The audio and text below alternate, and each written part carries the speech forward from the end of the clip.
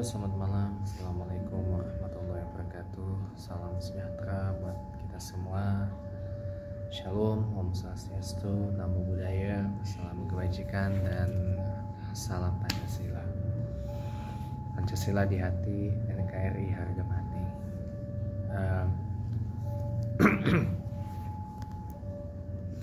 Hari ini di James Cline Smith Windsor Program saya pengen bahas dua topik ya yang menjadi bahan perbincangan dan menjadi perhatian saya selama sebulan ini lebih tepatnya. Pertama saya pengen lanjutin bahasan tentang apakah kita masih akan dibelah-belah oleh apa yang disebut para atlet sabung Tuhan ya, atau para aktivis sabung, para aktivis adu Tuhan gitu. Ini yang membuat kadang saya merasa heran dan sedih. Kenapa? Karena buat saya pribadi ya, agama itu sebenarnya nggak perlu diperdebatkan. Betul, memang masalah diskusi antar agama, masalah debat antar agama itu sudah berlangsung lama, bahkan sudah ada dari zaman dahulu kala. Itu ilmu yang memperbandingkan agama atau ilmu komparasi agama atau ilmu perbandingan agama. Nah, tapi apakah itu cocok untuk Indonesia gitu? Ya sebenarnya saya nggak tahu ya awal mula kenapa diskusi agama atau debat agama itu yang awalnya berlangsung secara offline gitu ya, secara di debat terbuka gitu ya, di ruang terbuka, di ruang publik ya, lalu merambah ke medsos, merambah ke media sosial. Ya sejarahnya itu berawal dari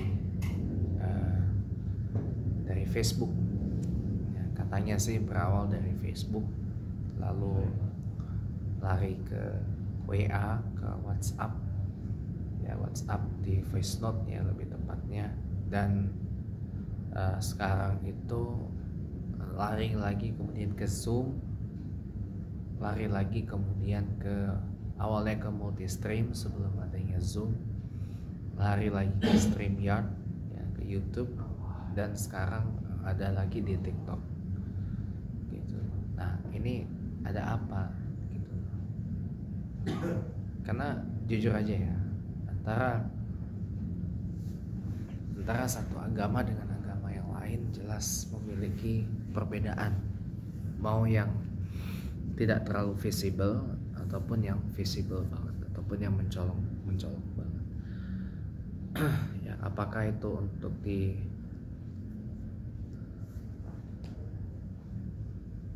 diperdebatkan? Menurut saya enggak gitu. Menurut saya enggak. Tapi kalau untuk didiskusikan secara ilmiah atau didiskusikan secara akademik gitu ya, ya bisa, itu hal yang sangat dibolehkan. Tapi kalau dalam yang terjadi saat ini saya perlu beritahu Anda baik-baik ya, bahwa kultur berakademik di Indonesia ini tidaklah sama seperti kultur berakademik di negara maju. Di negara maju di Amerika Serikat misalkan, itu banyak itu forum-forum ya, bahas diskusi agama, debat agama secara akademik, secara ilmiah, bahkan antar kepercayaan, bahkan antara ateis dan yang teis gitu. Termasuk juga dengan yang agnostik. Kenapa? Karena di barat itu agama dipandang sebagai sebuah hal yang tidak terlalu sakral ya. Agama dipandang sebagai hal yang istilahnya yaitu cuma sekedar tradisi, kebudayaan, atau cuma sekedar ideologi. Jadi seperti kita mendebatkan ideologi liberal dan sosialis, antara ideologi libertarian dan ideologi Marxis misalkan, atau ideologi sosialis dengan ideologi komunis contohnya. Nah, kalau sudah begini, ya itu hal yang biasa terjadi di Barat terutama, dan ini hal yang menurut saya sudah lumrah dan biasa terjadi.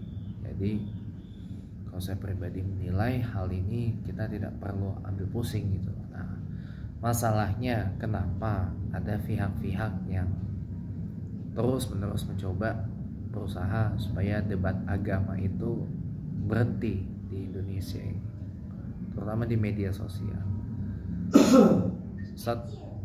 Satu ketika ya teman saya Habib Muannas Alaidit, yang disangkuatkan lagi oleh teman saya Cak Islah Bahrawi, pernah mengungkit masalah itu di Instagram. Waktu itu mereka pernah bilang orang-orang ini adalah orang-orang yang terlalu fanatik dalam membela agamanya. Orang-orang ini adalah orang yang terlalu ekstrem dalam membela agamanya. Gitu. Nah, ada satu kawan saya yang bahkan sampai kasih pengalaman itu, orang nggak bisa kerja gara-gara dia dulunya adalah debater agama atau apologet agama, apologet Kristen lebih tepatnya, teman saya ini nggak keterima di mana-mana karena pasti kan di Indonesia kan di tracing itu media sosialnya gimana, di tracing, ditelusuri gitu, di tracing, ditelusuri ya kan, pasti begitu tahu ya isi media sosialnya ya seperti itu, ya susah. Paling ya ujung-ujungnya dia saat ini dia wirausaha gitu, cuma buka konter jualan pulsa itu doang. Jadi saya berpikir kayak ya susah juga sih ya, kalau makanya orang sekarang di Indonesia ini mohon maaf gitu ya, kadang-kadang kalau menyangkut masalah pekerjaan ini sensitif. Kenapa sensitif? Karena lihat aja jumlah penduduknya banyak, jumlah orangnya banyak, nah akan tetapi jumlah lapangan pekerjaan yang ada itu sedikit banget. Nah, apakah dengan memindahkan ibu kota ke ibu kota Nusantara ini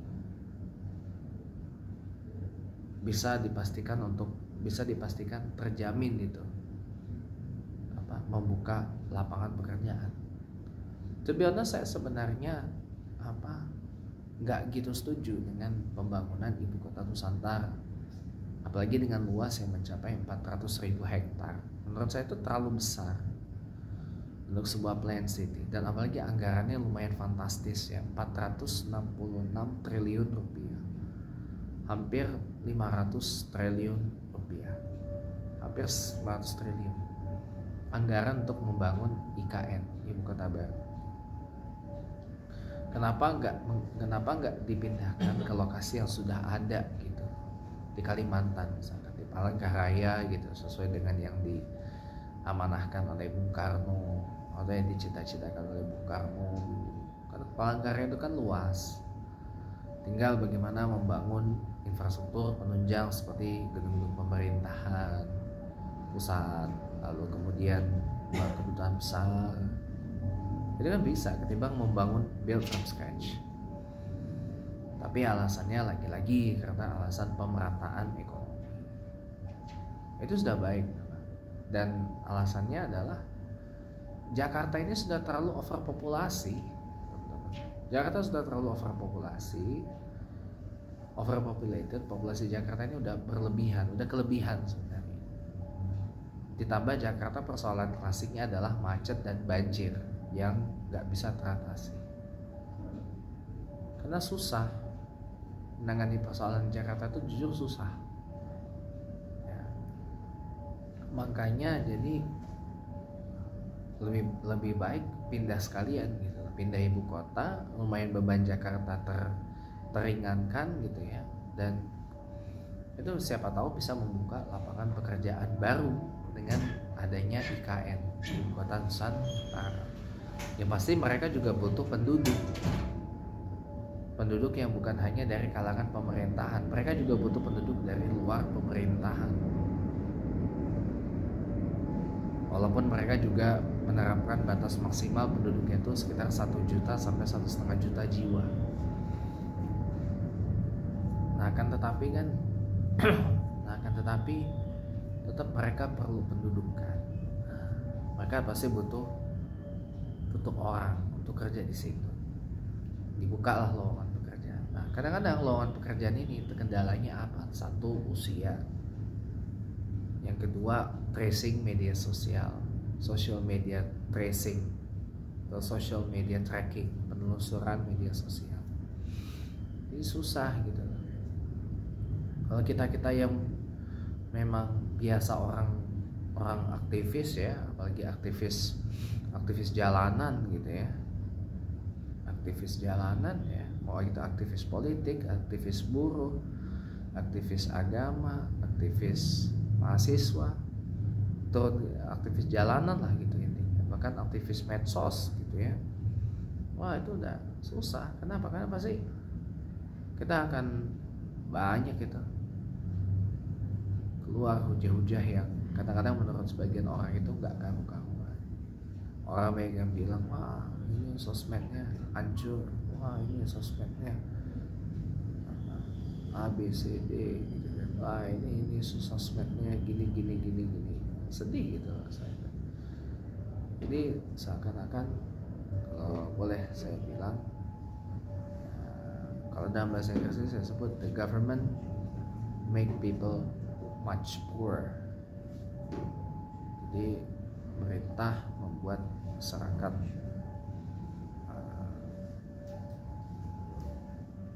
makin poor gitu loh, membuat masyarakat makin miskin gitu. Jadi poverty makin banyak di masyarakat. Jadi itu yang menyebabkan tingkat kemiskinan di Indonesia ini secara kualitatif meningkat tajam lagi. Kenapa? Karena pemerintah memiskinkan rakyatnya sendiri. Orang sengaja dibuat nggak bisa kerja, gitu.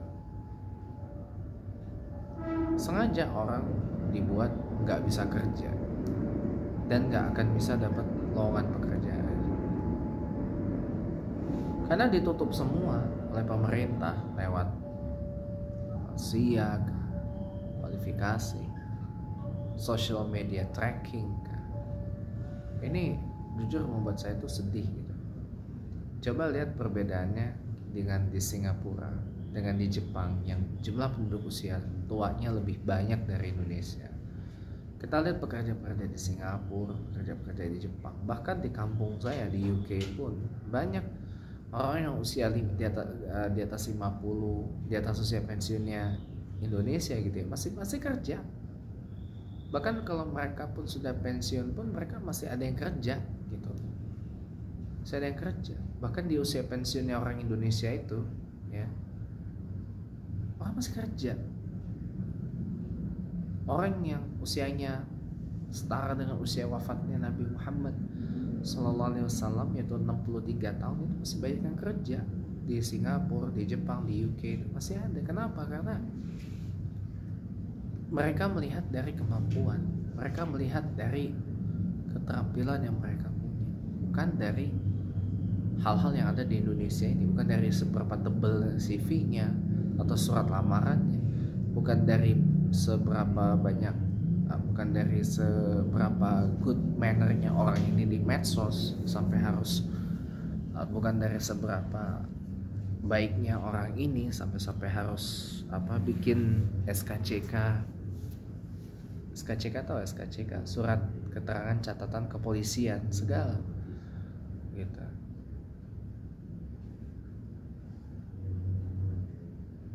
Jadi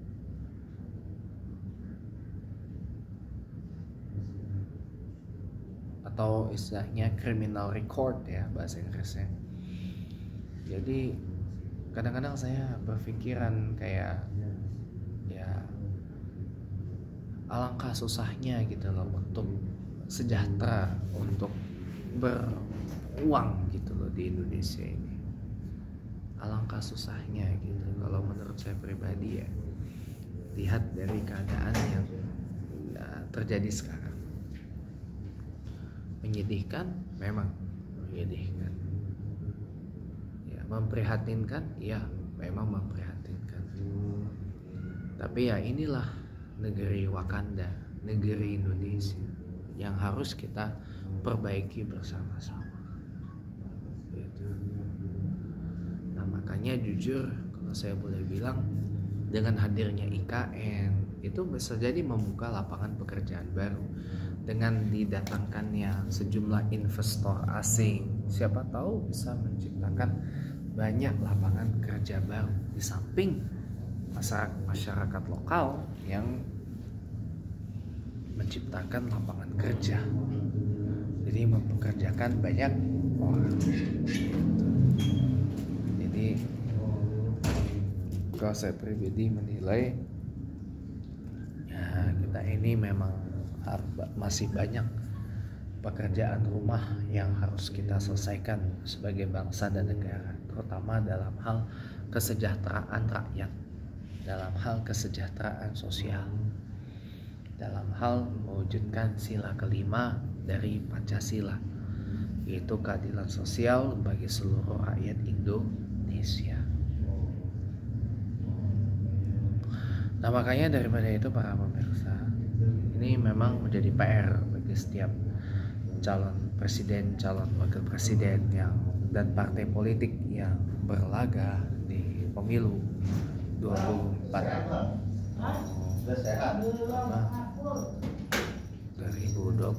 ini untuk lebih memperhatikan isu-isu seperti yang tadi disebutkan, isu tentang kesejahteraan sosial, pembangunan SDM, pemerataan ekonomi, penciptaan sejumlah lapangan kerja. Ini masih merupakan PR bagi kita semua. Nah, terkait dengan masalah debat agama tadi ya, kalau saya jujur sebaiknya di stop ya, dihentikan, tapi bukan dengan cara yang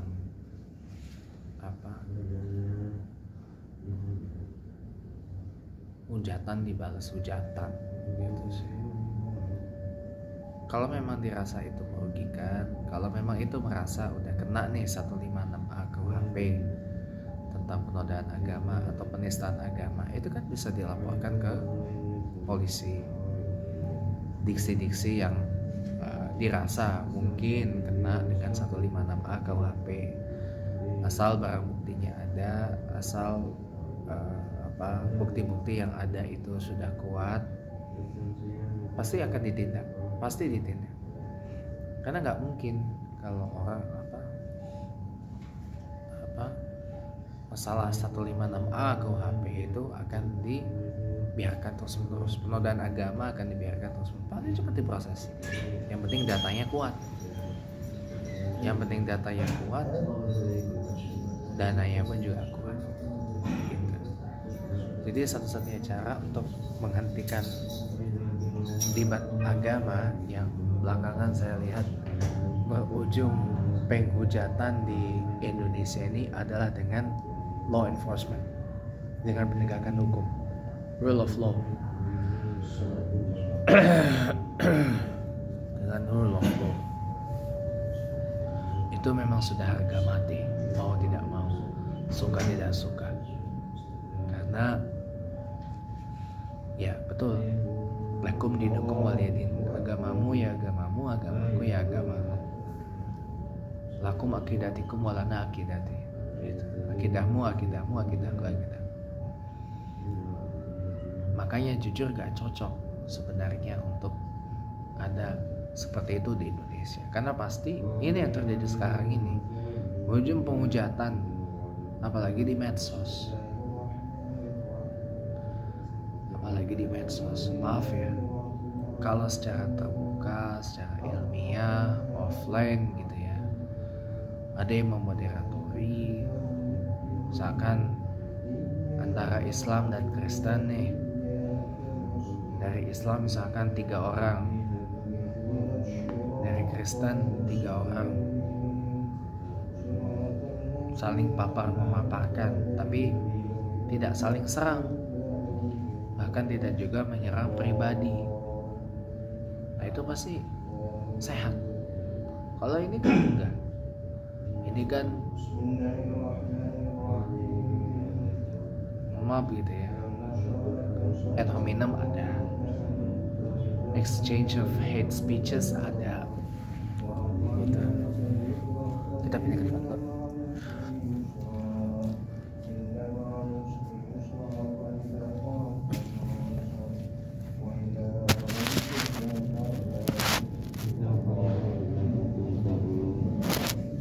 Malah jelek ya. Kalau ini kan enggak, ini malah yang terjadi hate speeches, exchange of hate, dan banyak lagi lah yang lain yang sekiranya susah lah untuk disebutkan gitu. Ini yang terjadi di ranah medsos kita, khususnya di TikTok gitu ya. Kalau kita sudah bicara tentang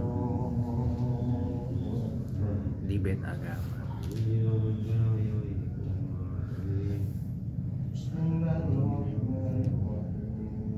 makanya itu jadi sebaiknya sih di stop ya, atau lebih baik dihentikan total, tapi dengan law enforcement, bukan dengan saling menghujat.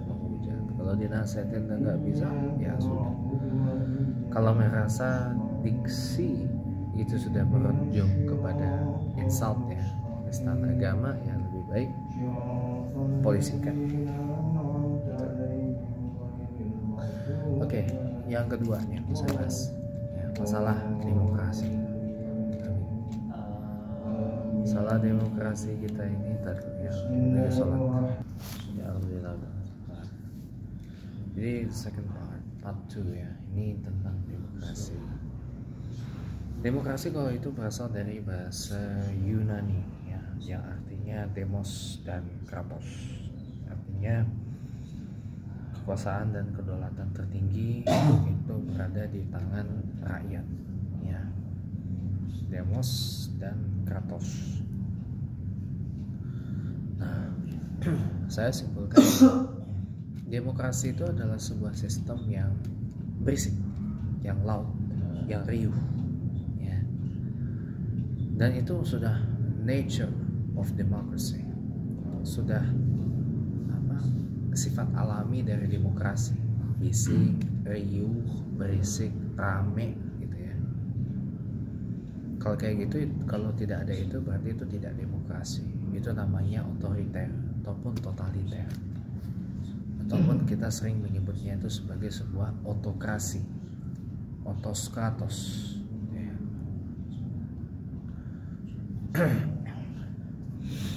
Nah kalau begini, kita tentu tidak berharap Indonesia menjadi sebuah negara otokrat.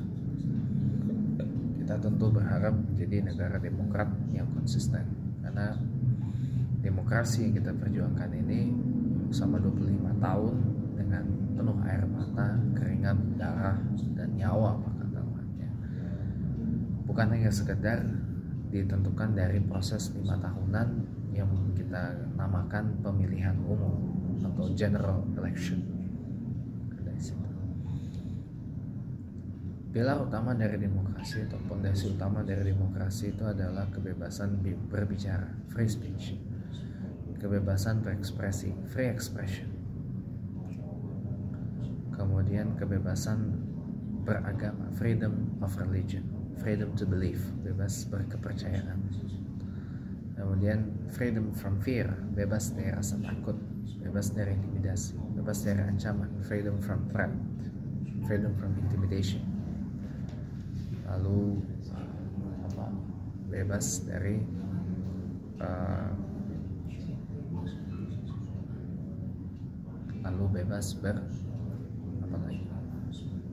bukan hanya bersuara, udah tadi ya. Dan yang penting dalam sebuah demokrasi, hak asasi manusia itu dijunjung tinggi dan dilindungi, ya, bukan hanya sekedar civil liberties atau kebebasan sipil saja yang harus kita hormati dan harus kita jaga. Maka daripada itu, saudara sekalian, rasanya penting gitu loh kita untuk mengerti cara mengpreservasi atau mengkonservasi demokrasi yang ada di Indonesia ini. Ya, sudah kita perjuangkan selama 25 tahun terakhir ini.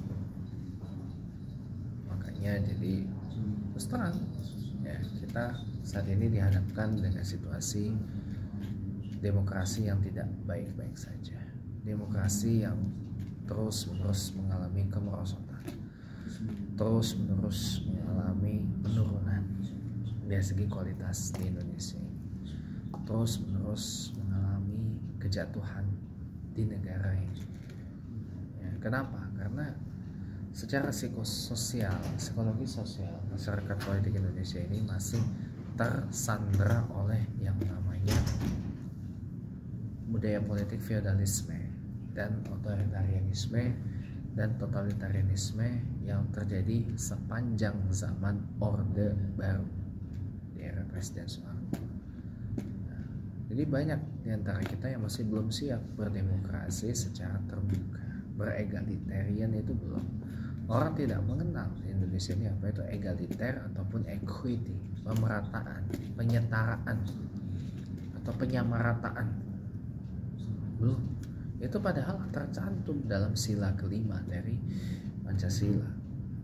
Dan masalah demokrasi itu ada di sila keempat dari Pancasila, bahwa kita adalah sebuah negara yang dipimpin dengan arif dan kebijaksanaan,